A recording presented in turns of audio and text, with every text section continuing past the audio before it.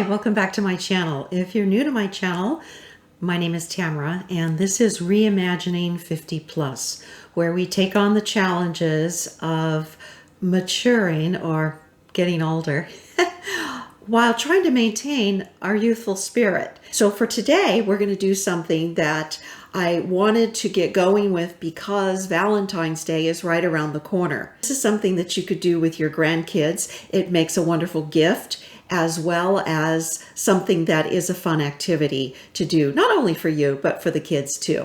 So without further ado, if this is something that sounds interesting to you, let's get cooking. So just like last time, I'm going to use the Easy Patch spackling compound, and I am using the lightweight. It's super white, so you don't have to add anything to it. It really looks just like icing or whipped cream whenever you open the lid. And it's kind of funny when you open it, it sounds like icing. I don't know, what does icing sound like? Not icing, spackle. And for today's craft, the first thing that we're going to do is the cookie. And stick around, I'll do the topper for a specific mug. You want to have something that it will not stick to, and I use a Silpat. And then what I've done is I've taken a piece of cardboard paper and I have cut out a heart, able to stick a pair of tweezers up in there to hold it so that I can maneuver around. And the first thing I'm going to do is ice this cookie. Now, if you are going to make a gift for a parent or a teacher, if you're working with your grandchild and they want to sign the back of the cookie first, that would be really sweet. Once you make it, it's going to be too difficult to flip it over. They could sign their name and maybe the date, and that would be a cute way to personalize this cookie. The next thing I'm going to do is add some color. I scooped out just a little bit of the compound, and I'm going to add just a couple of drops of food coloring, and I mean just 2 drops really, because I want this to be pink. I don't want it to be too red. Okay, so just a couple of drops, and you can see that's really about all you need for icing one cookie. Now, if you're going to ice a whole bunch of cookies, Cardboard cookies. faux cookies, then you need a little bit more. But I'm just going to do the one to show you how it works. Okay, so I've got a nice little dollop of icing, and I'm trying to hold the cardboard. And you could hold it with your hands, but this is an easier way to not get the icing, the spackling. See, it's so much like icing. I want to call it icing.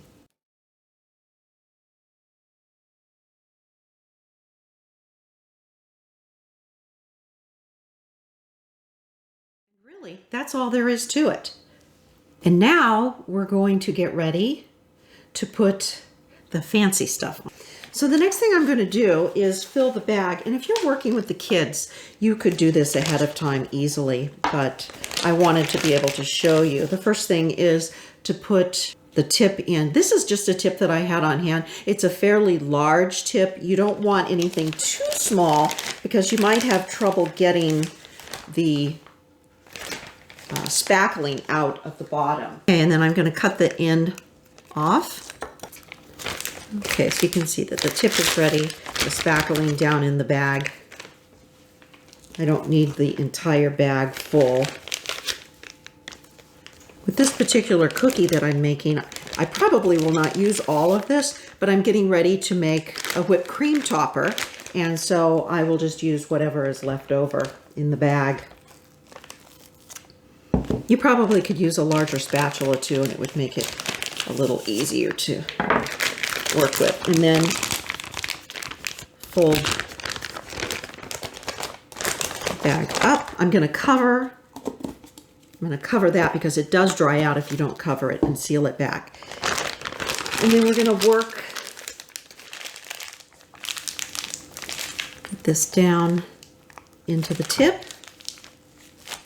I'm going to try and hold this so that I can get around the edges. Is make it not so whipped cream looking as it is icing. And that requires a little up and down motion. and gives it, I'm trying to angle it so you can see it. It's kind of hard to hold it, and the reason why I'm going on the edges is because I don't want to see that, you know, the edge of the cardboard right there. Okay, so not too bad. You look at the back. Can you see the back? So I was trying to cover the cardboard. Let me put a little, it's kind of hard to balance. But look how cute that is on the front. Isn't that cute? I'm removing my little tweezer, and really there's not, maybe put a little dab right there just to, I don't want to start going over it though, because when it dries, you're going to see that. I'm not going to add any sprinkles or anything like that. Now what you could do is get your little paint and put I love you, because that doesn't have to be done right away.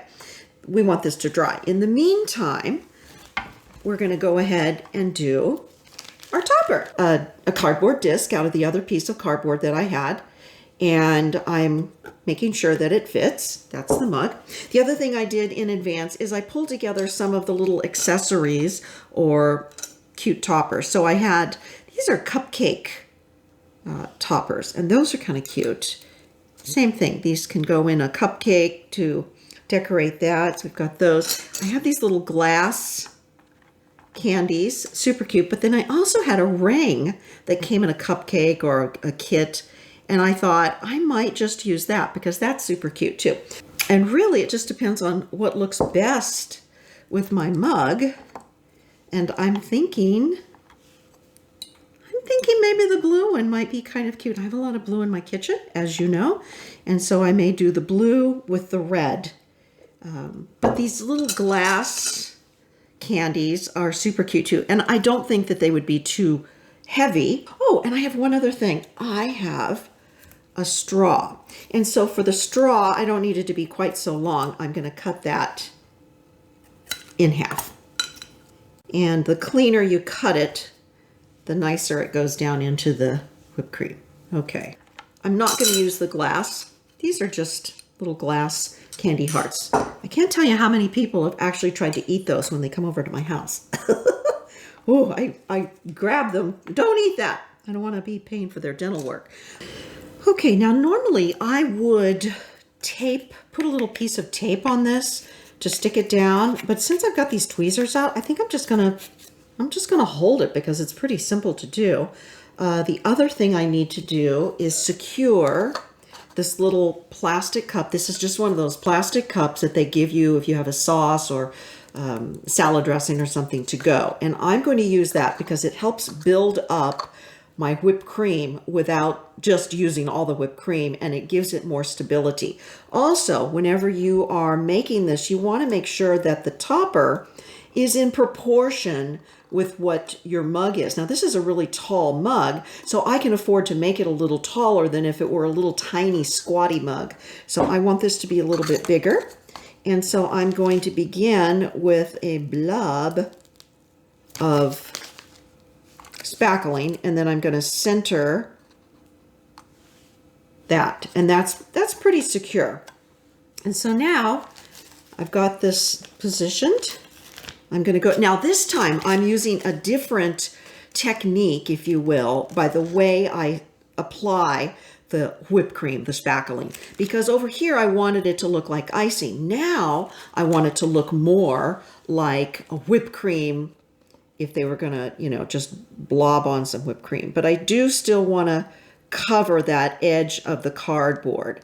And so we're just running a bead around the outside, and then when I get here, I'm going to start building it up. And I'm sorry it looks like I'm so shaky, but it's a little bit wobbly. It's a little wobbly to squeeze with one hand and balance with the other.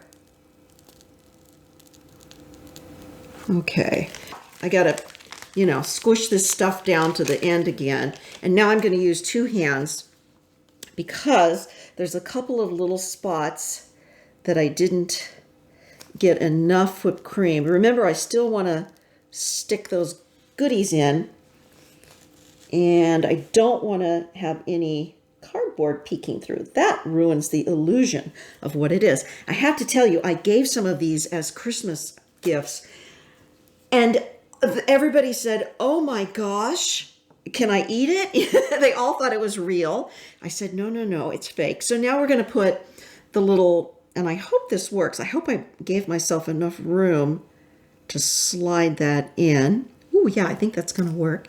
And then the little straws, we'll poke those down in. And you know, what you could do also is you could poke a hole in that plastic cup and you could just put the straws in first and then come around with your whipped cream, because I'm going to go back over the whipped cream right now and add some to make sure that those straws stay. And then, do I want this? I don't know if I need this or not. It does make it kind of cute though. I don't know. What do you think? And I'm going to stick it in there. I love it. I love it. It's super cute. Now, the key here is don't touch it. Don't touch it. Let it sit. Leave it alone. Let it sit. Let it dry. So really all that's left to do now is to clean up. And that is pretty simple with this DIY project. The first thing that I do is I take the plastic away from the nozzle. I just pop it off, it breaks away, and I throw that away.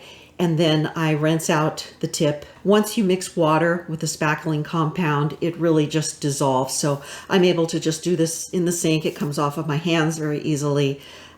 It's a pretty simple craft. So the other thing I was going to mention, if you do decide to use the sprinkles, don't use the real deal because that will draw ants. But if you are going to use some of the faux sprinkles, what I do with mine is after they are thoroughly dry, then I take them outside and I mist them with a very light misting of this clear varnish. It says seals, protects, and revitalizes. It's made by Rust-Oleum. It's Painter's Touch. And it's just a light misting so that the little sprinkly things stay on. I only did that because the first batch that I made at Christmas time, I noticed every now and then I would see a little sprinkle here or there. And so once I coated them, it was just enough to keep them in place. So that makes it really easy. So thanks for joining me today. I hope this was fun for you. I wanted to get this out to you so that you had time to do this if you wanted to make some gifts for Valentine's Day. So stay tuned. The rest of this year, we're going to get into some pressing issues, things that we women over the age of 50 are facing now. And I hope to inspire and give you some things to think about. And hopefully we will have a fabulous new year together. Thanks for joining me. Thumbs up if you liked it and subscribe for more. I'll see you next time. Bye-bye.